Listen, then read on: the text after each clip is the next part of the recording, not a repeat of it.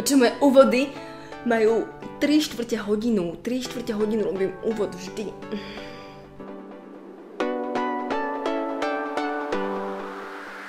Ahojte, vítajte pri dnešnom videu, v ktorom som sa rozhodla spojiť dva make-upy, jarný a letný make-up, ktorý budem líčiť vlastne cez polku tváre. Akože na jednej strane bude jarný make-up a na druhej strane bude letný make-up. Rozhodla som to natočiť takto z toho dôvodu, že keďže som celú jar netočila videá, pretože som mala problémy s tou technikou, notebookom a vlastne s týmto všetkým, čo som už hovorila asi miliónkrát. A neviem, ja by som mala taký veľmi blbý pocit z toho, že som natočila jesenný make-up. Teda dúfam, že som ho natočila. A že by som teraz rovno natočila letný make-up, že by som vlastne preskočila ten jarný. Tak mne by to, akože kľudne by som mohla, veď v podstate je to úplne jedno, či tam je ten jarný alebo není, ale ja by som mala z toho také, nie že výčitky, ale proste by mi to tam v tom, medzi tými všetkými videami, čo som natočila, chýbalo. Tak som sa rozhodla to spojiť takto kvázi, možno je to aj nejaká, tak som sa rozhodla to spojiť kvázi do takejto, neviem, vyskladám slovo challenge, čiže to tam nemôžem použiť. Jak sa skladám mimochodom slovo challenge? Do tejto challenge?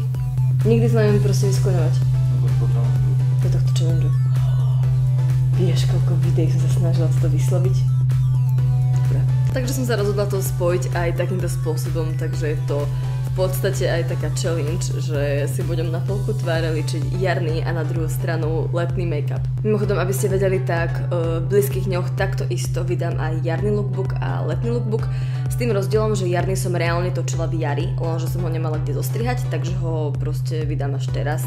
Ale spravila som to takým spôsobom, že vlastne to video je rozdelené ako keby na dve časti, že vlastne tá prvá časť je jarný make-up a tá druhá časť je letný make-up. Takže letný lookbook. Tá prvá časť je jarný lookbook a tá druhá časť je letný lookbook. Budem to líčiť vzájomne, že si tam na jednu stranu make-up, ktorý som používala, keď bola jar, a na druhú stranu make-up, ktorý som používala, keď je teraz leto. Aj keď je to úplne zbytočné podľa mňa sa líčiť v lete, pretože dneska sa mi napríklad stala taká vec, že som si úplne pekne normálne som sa naličila, vyšla som von a z fleku normálne v sekunde sa mi celý ten make-up začal roztekať. Absolútne, ale absolútne v takomto teplu nemá zmysel sa malovať, pretože za 2 sekundy mi zhorel make-up. Normálne musím ísť späť domov a potom zase von, pretože sa musím ísť odličiť, pretože takto mi teče make-up, takto sa mi rozteká. A vlasy? Mám z toho chuti spraviť to, čo mám na profilovke na Instagrame teraz, pretože nadpojiť sa do počasia, keď je 40 stupňov a nechať si ich rozpustené, to je normálne, že challenge, ako fakt. Reálne sa mi začalo roztekať, pretože vonku 40 stupňov, takže som sa musela vrátiť domov a dala som si ho dole. Prečo moje úvody majú 3/4 hodinu. 3/4 hodinu robím úvod vždy. Všetky produkty, ktoré som použila, vám prehľadne napíšem dole do popisu, aby ste vedeli, ktorý som použila na jarný a ktorý na letný make-up, pretože to tu nebudem ukazovať, lebo by som sa stratila a video by malo opäť 20 minút, čoho sa bojím, že budem mať aj teraz, takže by som to chcela aj urýchliť. Takže začínam proste normálne jarnou časťou, kde si nanesiem tento make-up od Catrice, ktorý mi prišiel taký viacej, neprišiel mi taký, nechcem povedať, že vodový, ale prišiel mi taký tuhší a hlavne matnejší, pretože neviem, mne sa páči, keď v lete používam make-up, ktorý je taký viacej lesklý a taký vlastne prirodzenejší. Tento make-up použijem na tú jarnú polku a normálne toto je aj challenge v podstate, pretože neviem, nikdy som si neličila polku tváre. Hlavne teraz tento jarný make-up je dosť, som si všimla, že bledý, pretože som ho dlho nepoužila. Pretože logicky na jar som bola bledšia, ako som teraz, keďže som sa už bola párkrát opalovať a kúpať, takže som sa opálila v tvári a teraz mi tento make-up moc nesedí, ale tak snad to nebude až tak moc vidno, ako to vidím ja.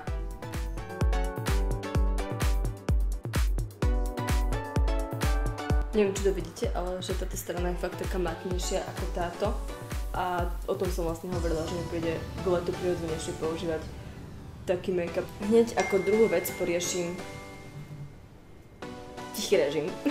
Napríklad na jar som obočie riešila takým spôsobom, že som si ho viacej líčila, že bolo vlastne viac viditeľné ako v lete, čo ho nemám také viacej prirodzené, samozrejme, že aj v lete si ho naličím, ale v jednom videu som spomínala, že ja si vôbec neviem líčiť obočie, že moje obočie vyzerá dosť zle, pretože ja mám už dosť výrazné obočie bez toho, aby som si ho naličila, takže keď si ho naličím, tak sa to len viacej vyhypuje a vyzerá to podľa mňa zle.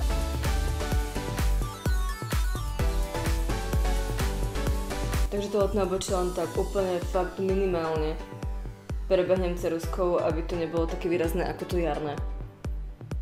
Do jarnej časti pridám tuhý korektor, ktorý mi už maximálne došiel, čiže si budem musieť kúpiť nový, ale ešte tu niečo ustalo. Prejdem celú vlastne tú časť pod tým obočím, aby som ho zvýraznila, nechám to na celé viečko a dám tento tuhý korektor aj pod oko, na kruhy pod očami.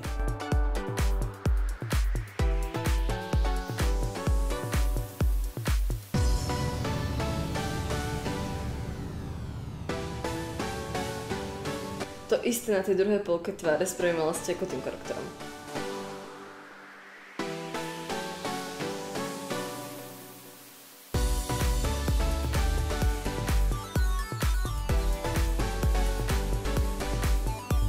Do tej jarnej časti som si nalepila opäť pásku, aby som spravila, čo sa týka tieňmi, úplne rovnú tú líniu, kde sa končia tiene a aj linka by bola vlastne pre mňa taká rovná a useknutá.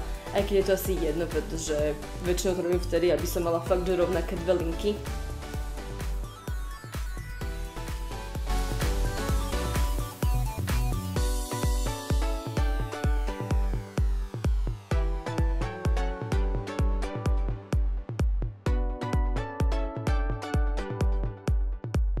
Teraz to dám dole a snad to bude rovno. OK. Už si nikdy nedám cop do videa. Vyzerám ako hovno. A na letnú časť ksichtu si nedám žiadny tieň.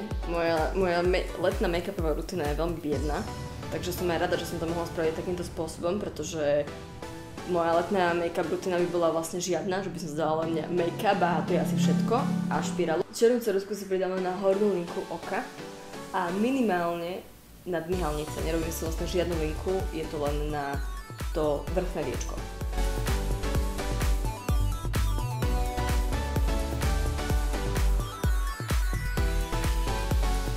Špirálu použijem na obidve časti takú istú, pretože toto mi maximálne vyhovuje. Mám pocit, že to robí dokonca krajšie myhalnice, ako keď si ich nalepím.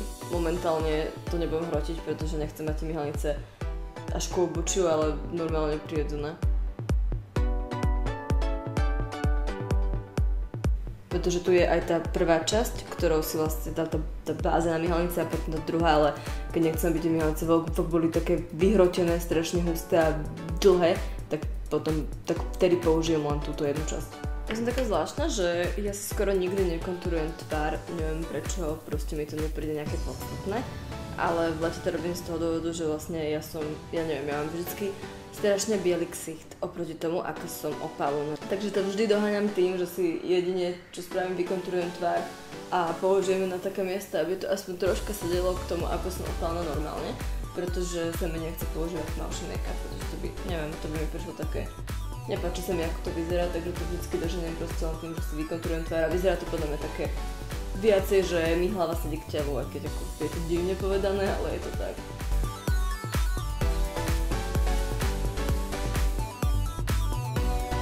Takže som vlastne vykonturovala len tú letnú časť a tú jarnú nie. Troška som obmedzená tým, čo môžem použiť, pretože som si uvedomila, že nemám štetec na highlighter. Takže to takto provizorne si ten štetec, ktorým som nanášala tiene na toto oko, ktoré nie sú aj tak nejaké extra výrazné, obtriem o ruku a na letnú časť ksichtu nanesiem highlighter. Nikde inde.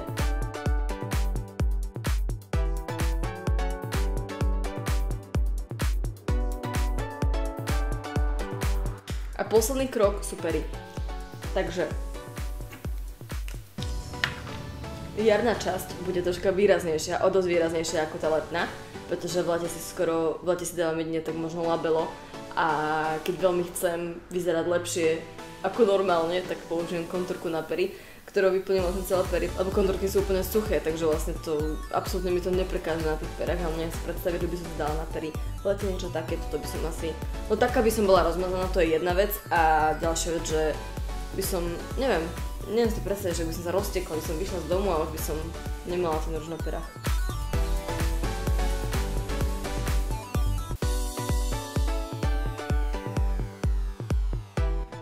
Príde mi to také neprirodzené mať namalovanú len polku piera.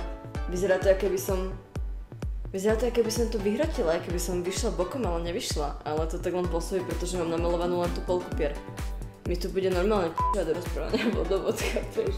No a na letnú časť použijem takúto telovú kontúrku. Nič extra, nič absolútne výrazné, ale len preto, aby to bolo aspoň troška výraznejšie, ako keby som si dala normálne len labelu na pery.